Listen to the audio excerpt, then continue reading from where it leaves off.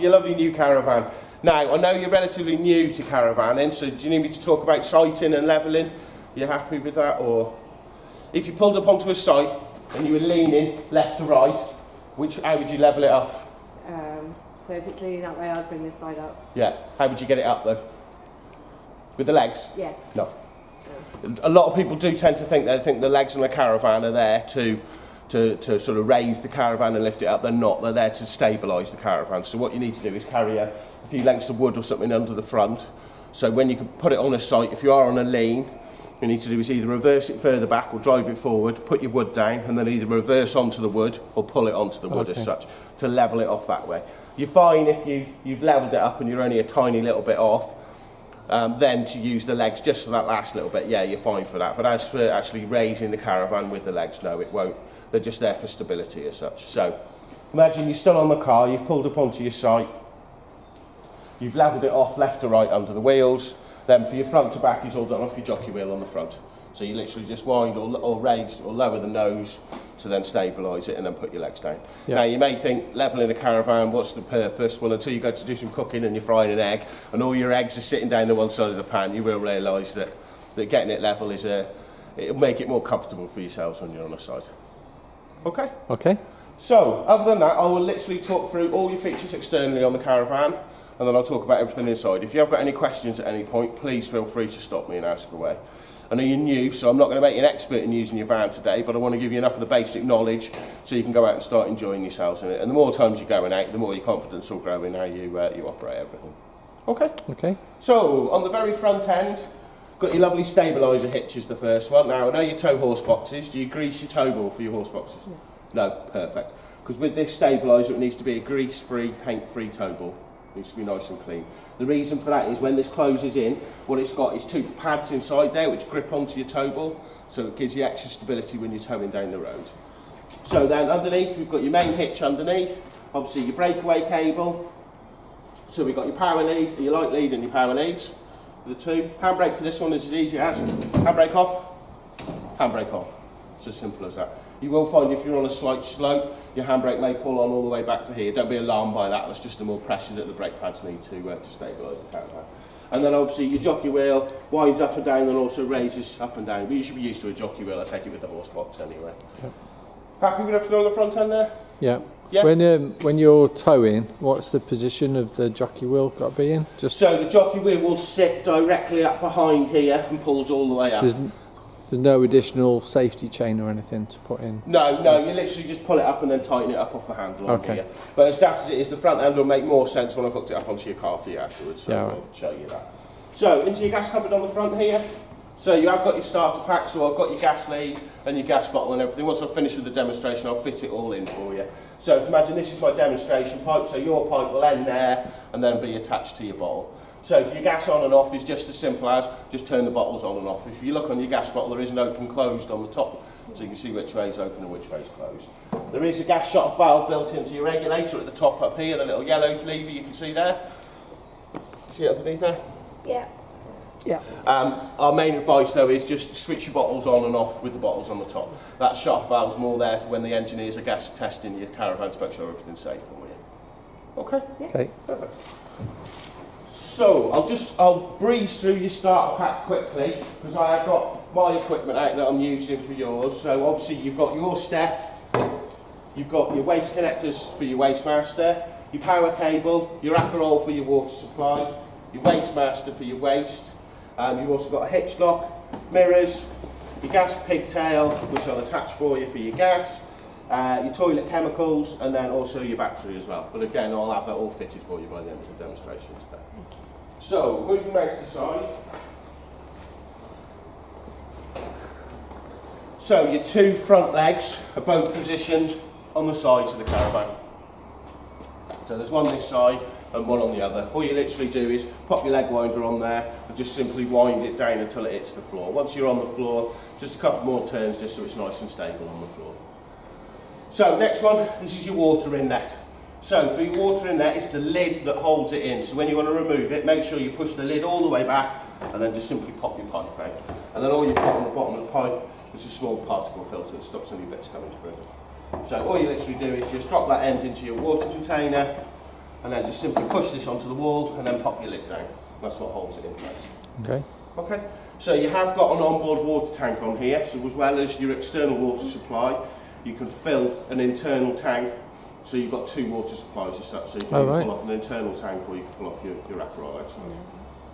But the water supply will still come externally from here. I'll show you how you fill the tank, it's just off some levers and things inside. Yeah. Okay, so next one down, this is the vent for your water boiler. So you've got an onboard water boiler. It will run on gas, electric, or gas and electric. Anything to do with gas, you have to remove this cover. And all the cover simply does, just pops over the top like that. So when you want to remove it, a bit of weight on the top, you just pull it out to the bottom. That's it. So if you run it on electric, you don't need to remove the cover, but if you are trying to light it on the gas and it's not lighting, 9 out of 10 times, you've left the cover on externally, so you just need to pop that off. Okay? Yeah. Perfect. So, next one down. So we've got your 240 in here, so this is your mains hookup for your electric. You have also got an external satellite feed in here as well. So if you've got an external TV aerial or a satellite aerial on the post where you are, you can literally run your TV aerial from here to your post and have the signal receiving inside your caravan. So it's set up for satellite at the minute, but you can get an adapter you can screw onto there so you can plug a normal TV aerial into it. So if you have got external TV or satellite, you can run either through that one switch inside there. Okay. Okay.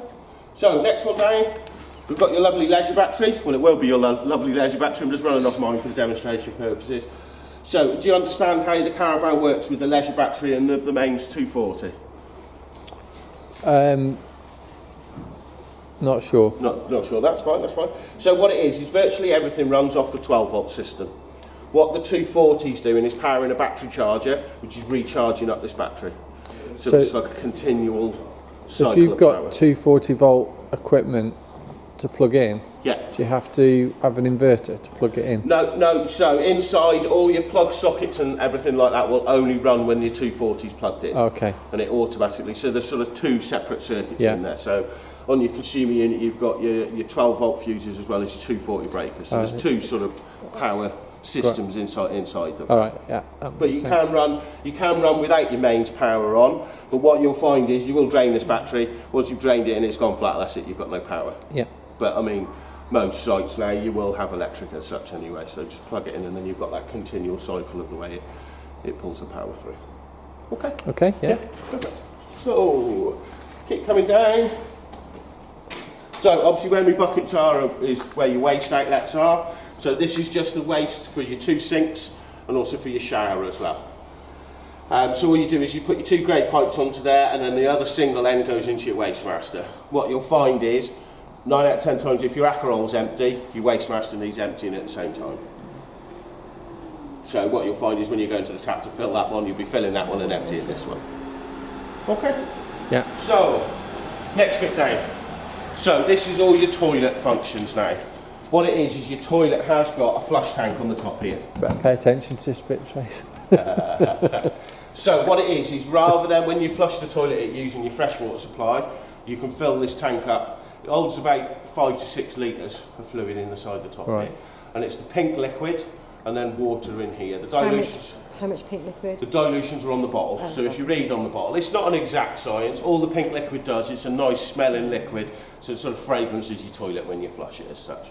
You will need like a watering can or a bottle or something to tip it into there, and I'll just fill this up for as long as you're there. Obviously if you're away 2 weeks, I'll definitely fill it up. If you're only there a couple of nights, I'll probably only stick a litre or so in it. Okay, so pink liquid in the top, and then it's the blue liquid in the bottom in your toilet cassette. So the top one's your flush tank, so this is what flushes your toilet. Below is the cassette where all the business end goes. So the cassette just slides out. It is a lovely little trolley dolly one, so you can trolley dolly yourself off to the toilet to go and empty it. I wouldn't recommend trying to take it through an airport though, you'd probably get some rather funny looks, quite possibly strip searched, I'd have thought. So this is where all your toilet waste goes. To prime it so you're ready to use it, all you do is the pink liquid, the blue liquid, sorry, in the top of here. There's just like measuring guide on your cup. So it's virtually normally a cap full of the blue liquid inside here.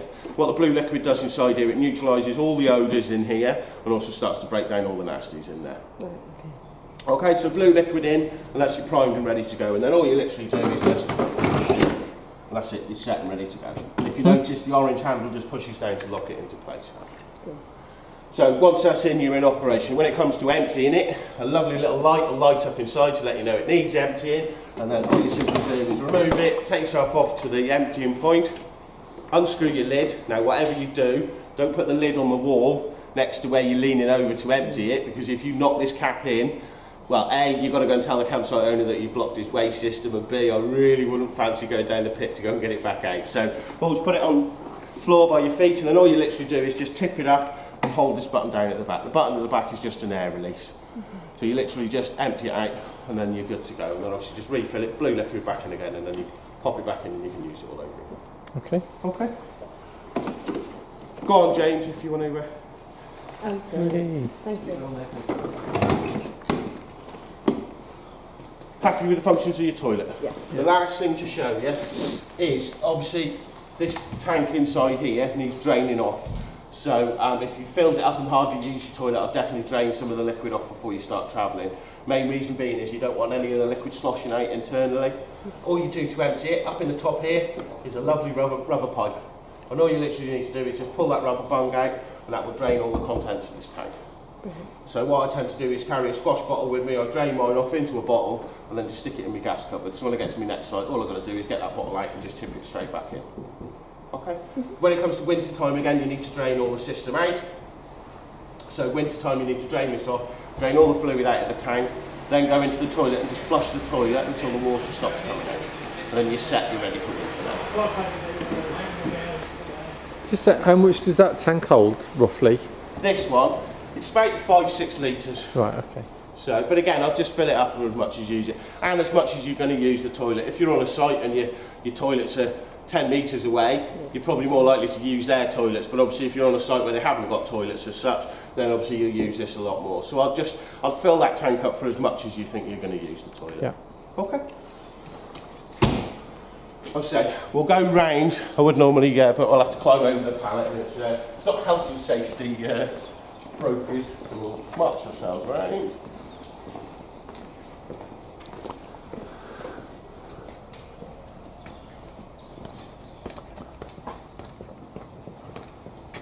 So, round the back, nothing particularly too exciting. Obviously your lovely number plate's on there now, so it's officially yours. You've got your two rear legs are both on the back end. And you have got the lovely guides on them here, so they're a lot easier. We tend to use a drill rather than a leg winder. It's just save you a lot more time for winding your legs up and down. We do sell these attachments in the shop if you did want to grab one today. Okay. With your rear guides as well, they are fitted so you can put the padlock through it. And then obviously once your rear legs are down and you've put a padlock in there, no one can wind your rear legs up. So it's an additional sort of security device as well. Yep. Handles, so you've got handles on the back and the front. If you do ever have to manhandle the caravan and push it around, always push it or pull it off the handles. Don't be pushing on the body of it, because obviously it's only plastic at the end of the day, and you've got a lot more chance of cracking anything if you're pushing it, but if you're using the handles, you're absolutely safe. Okay. Fine, thank you. Perfect. So, move on round to your door next. So, I'll show you two this. You have got a catch on your door which pins your door back.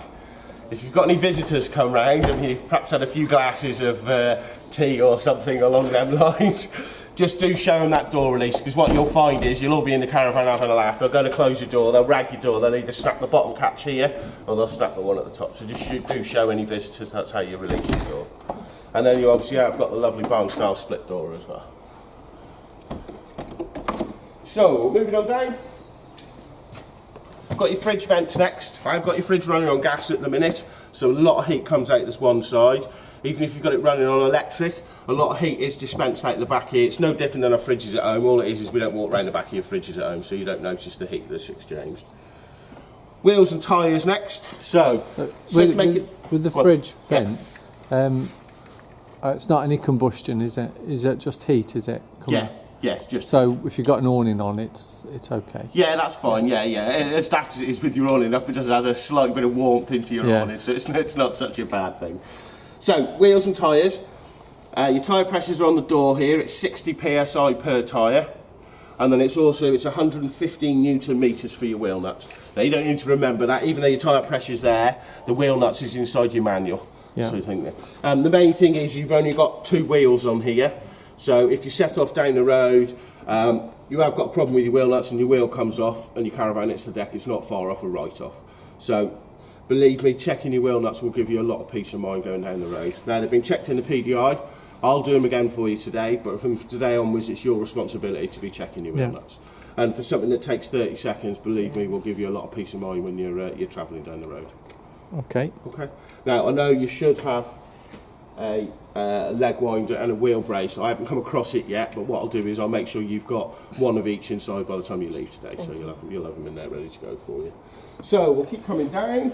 Is there a spare as well? Spare wheel? Your spare is underslung here inside this cradle here. Okay. So if you look underneath, all you do is just unscrew the nuts on the end and it literally drops down and you slide the whole cradle out and there's your spare wheel underneath. Fine. Okay.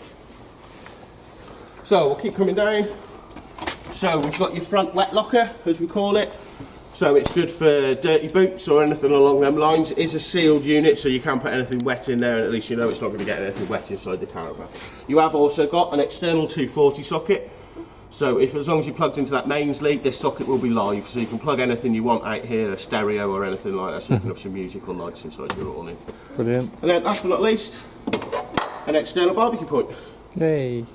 So all you need is the little brass fitting. It's like a bayonet fitting that pushes up inside of there, and then you obviously have your hose attached to your barbecue or your gas burner or any gas powered item that you want externally. And then obviously all you need to do is just have your bottle switched on inside your gas cupboard, and the gas will come straight through to there. Great. Okay. Brilliant. So keys. While I'm here, you have got. So, well, sort of two keys.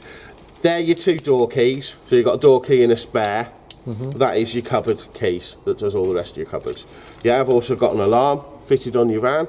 So it's one beep for on. Oh, come on. That's always good when things work, isn't it? It's going to go off now. There you go. Okay. One beep for on, two beeps for off. I will just show you that again so it does work. One beep for on and two beeps for off. So it's got an internal motion sensor, so if anyone breaks into your caravan it will trigger the alarm. Also it's got a tilt sensor on it, so if anyone tries to pinch your van and jack it up in the air, again it will trigger the alarm. And it's got its own battery supply in here, so as long as you're fully charged in that battery it should last for about 3 months standalone. So even if your leisure battery's gone flat, it's got its own battery source in your alarm, so it will be alarm for a minimum of 3 months. Okay. Okay, Brilliant. perfect. Now that's about it on the outside. Happy with everything on the outside? Yeah. Fantastic, lovely. If you want to jump inside then, and I'll make a start on the inside. I'll have to go. You're avoiding that camera. Yeah, Don't be well, scared. You're not on witness protection or anything, are you? Why do you think we're buying a caravan? Oh, this should be a video to watch back. So, first thing I'll show you is underneath here. So, in the very top corner up here, that's your water boiler that's in the very corner. Do you see the little yellow tap just next to it here that's sitting down flat at the minute? You see that? That's your drain off tap. Okay. So when it comes to winter time, or if you're leaving it for any period of time, all you need to do is just lift that yellow tap up so it sits straight up in the air, and that will drain all the contents of that boiler and virtually all the pipe work. All you need to do then is just pull the last residual water through your taps, so there's no water in the system. That's it. That's your set for winter as such. Right. So That just drains to ground, is it? yeah, it just literally, where that yellow tap is, it drops straight out the floor there, so it just drains underneath the caravan. Right. Obviously for then, summertime when you want to use your van again, all you need to do is make sure you drop that lever and then switch your water pump on, and then just simply pull the water through your taps. So cold tap first and then your hot tap. Once you've got running water on both sides, that's your system primed up and ready to go again. Okay. Okay. The other one to show you, inside here, do you see the little yellow fuse that's in the little black case there? Yeah. That's sort of your main line fuse. So if you're ever switching it on and absolutely nothing's happening, that's your first fuse to double check, just to see if that fuse is blown. And they're just the standard 12 volt fuses. You can buy them here or you can buy them from most garages and bits and bobs like that. Okay. Yep. Perfect. Now, I'll move to the controls above the door next. I'll talk about your water tank and things after. I'm trying not to confuse you too much. So, above the door is your rest of your control panel. So, it's as easy as water pump's the top one. So, obviously, when the light's off, your water pump's off. When the light's on, your water pump's on. So, that's it off, and that's your water pump on. So, all you need to do is just switch your water pump on, and then just simply come to your tap. As I've said, cold tap first until you've got constant running water. Once you've got constant running water on the cold side, you can then, he says, come up. Once you've got it constant on the cold side, you can then move it over to the hot. So all you literally do is come over to the hot side and just run that tap until you've got constant running water. Obviously it'll be stone cold to start off with, but as long as you've got water on both sides of your tap, that's your water system primed. So the rest of the buttons down, so these are now your lights. And then that's your other light. So it's the two ones above your cupboard. Nice. All the rest of your lights that are inside the caravan are all just individually switched on. So I've left this one spotlight off here. So all it is just literally the switch. Oh, he says. Do you ever feel the joys for Monday morning? I'll get someone to have a look at that light bulb. We may need to replace that one. Oh, it's great this, isn't it? You've got to love a Monday morning. So the next one at the bottom here with a little light in it, this one indicates that we're running on the leisure battery. The reason for this one is that you can run off the vehicle battery. So if you're ever in a situation where you haven't got power, you're plugged into your leisure battery's gone flat, you've got no power, you can plug into the car and resort over and run off your car battery. But the only thing you have to watch then, if you flatten your car battery, you're double stuck, because obviously you've got no car as such. All you need to do to change over to the battery is just simply press the button. But obviously at the minute there's no vehicle battery there as such, so I'll just leave it on the leisure battery. Okay? Okay. So, moving on to the screen at the top up here. So the top one tells us the temperature, so it's 13 Celsius. The little lightning strike you can see at the front of the time here, that just indicates we're plugged into the mains. So if you're ever plugged into the mains and you see that little lightning bolt isn't there, that means that your power is tripped externally. So it's then just to go and check that you haven't tripped on the post outside. Okay, and then obviously we've just got the time and the date on side there. Okay. So on off for this panel, it's just at the side here. So this is your van switched off now as such. So if you're going out for a meal or anything at night, you want to switch everything off, you can just simply hit this off button here. As you notice, them two front lights are still on. The two front lights are still on because they're wired directly into your 240. So if you imagine if I pull that mains cable out, them two lights will go out. Yeah. But all you need to do when you go out at night, if you want them light switches off, is literally they're underneath the sides of your front cupboards. You can manually switch them two lights off. Okay. As I say, so when you walk into your caravan, you literally hit that switch and that will just, that powers up all your 12 volt system and everything. So, the rest of the screen now, you've got the up and down arrows, the cancel and the enter on the end here. All you do is hold down the tick and it moves it onto this menu. So that's just holding down the tick. All this one is now, so this is where we can change the date and the time on here. Press the down arrow. Alarm, so you can set an alarm clock on here if you wanted to. I don't know why you're on holiday, you want to get yourself up at 8 o'clock in the morning, but next one down is alarms. So this is just an alarm that will let you know when your fresh onboard water tank is empty. So if you're using it, it'll bleep at you just to let you know it's getting close to being empty. Next one down, so this is an alarm on for your vehicle batteries. So if either you're running on your leisure battery, which is a caravan symbol, or the car, if the battery gets low again, this screen will beep at you to let you know that the battery's low. So key beep is all that one is, so if you want it to beep or not. And then brightness, so we're on high, so this is just the brightness of that initial screen in the middle. And then that's just the sort of code for the unit it is itself on here. And then we're back to the time and date. Okay. Okay. Happy with that? Yeah. But I mean, I know there's a lot to that panel, but all you literally need to worry about really is on and off here, your water pump, and then obviously these are your two additional lights. Yeah. So when it beeps to say that your water's low, yeah. When you fill it, do you have to do anything to that? Or when you fill it, does it stop then? No, it will stop. It will stop as soon as you filled it up. It'll only beep for about 30 seconds or so. It's just an initial. It won't keep. I know what you're saying. It won't keep sounding constantly. It will just literally beep at you for a few seconds and then shut off. And then. But what it may do, it may just leave the symbol on here, letting you know that your tank's low, as such. Okay. Okay. So that's your control panel. I'm showing you your water boiler, your drain off, and your control panel above the door. Next thing I'll show you is inside your cupboard here is your fuses. So you've got your 240 breakers inside here, and then below you've got a bank of switches here. They are labelled along the top. So the one on the very end is your battery charger. Just leave that one on constantly. The one next to it is your water heater. Now, this is the one and only thing you can do any damage to in this van, is having your water heater switched on without pulling the water through your tap. So what you want to do is get yourself into a habit of when you're leaving, make sure you switch that water heater off inside your cupboard here. Yeah. Main reason being is because you'll get to your next site, the first thing we do is you plug your power in, and then you chat to Dave and Linda next door, and you're gas bagging away to them for half an hour. In the meantime, you haven't realised your water boiler's on, and it's like boiling your kettle at home without having any water in it. So just get into a habit of switching it off when you're finished, and then get into a routine of when you get there, once you've pulled your water through your system, you can then switch that water boiler on. Okay. The main thing with that water boiler switch, as soon as you flick that switch, that's the electric power in that heater, and it instantly heats up. So on the electric, when you slip that on, that will just heat your heating up to 70 degrees. So just literally just hot. Your hot water is hot. But on the wall behind us here is your gas controls for your water heater. So you can run it on electric, gas, or gas and electric at the same time. Now it's just on the bottom one here, and this is a good thing because I've got it switched on to gas at the minute, so we've got a little green light on there to let you know it's on, but then also we've got a little red light.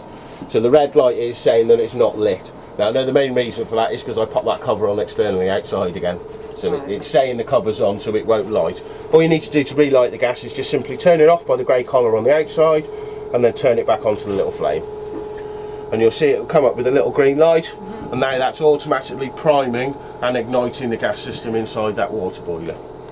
You know it's lit because you'll just get the constant green light. Now the difference between the gas and the electric is the gas, you can thermostatically control your hot water.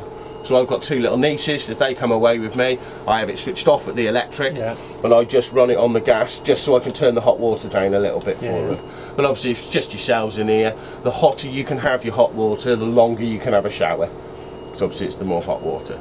Now the other reason for running it on gas and electric, because I've got it switched on at the minute, it speeds up the time that it takes for that hot water tank to heat up. You've only got a 10 litre hot water tank inside there. Once you've used them 10 litres of hot water, it will run cold until you leave it long enough for that tank to reheat back up again. Yeah, does that make sense? Yeah. So if you're a little bit long in the shower, you'll all of a sudden go, whoa, and all of a sudden it'll just go icy cold. Baggsy first. Yeah. And that's the thing, then once you've had your shower, if you have taken all the hot water, you can just simply switch it on the gas and the electric at the same time, and it'll just speed up the time it'll take to reheat that tank for you. Yeah. Okay. How long would you say it would take to heat it up? About 10-15 minutes, something like that. It all depends. It all depends on how cold it is outside, how cold the water is outside. You know what I mean? There isn't a set time to it, but it's sort of about 10-15 minutes. Okay. But what you can do, if you are both going to have showers, is switch it onto the gas and the electric before you start your shower, and then at least you know as soon as one of you finishes in the shower, it's instantly heating back up, ready for the next one to have your shower. Okay. Fine. So what I'll do now is I will switch your gas off there for your water boiler, and I'll also switch the electric off in here. So your water system, your water heating's off now, as such. Okay. So the next one across inside here is your space heater. So the one on the end here. So all this switch does is power up the electric switch up on the wall there for your heater. So you can leave that one on. There's no damage or anything you can do on that one. So this powers up the electric for the fire. So even though this is your fire here, it's a gas fire, it's also got electric elements inside. So again, you can either run it on gas, electric, or gas and electric at the same time. All right. That's confusing, isn't it? So all More it to it is, than I thought. yeah, up on the wall here is your electric controls. Again, the collar turns on the outside, and it goes to either 500, 1,000, or 2,000. Now that's the amount of electricity you send into the fire. The more electric you send to it, so if you're on 2,000, it'll mean that fire will heat up a lot quicker, than it will if you're just running on 500. The difference with the different stages is some sites the electrics are a bit awful. You may only have sort of a 10 amp supply, so what you'll find is if you've got that on 2000 you may be tripping their electrics outside, so Yeah. you can adjust the amount of draw. Obviously if you're on a decent site with a good 16 amp sort supply, quite happily you can run it on 2000 at the top. So same as your gas below, the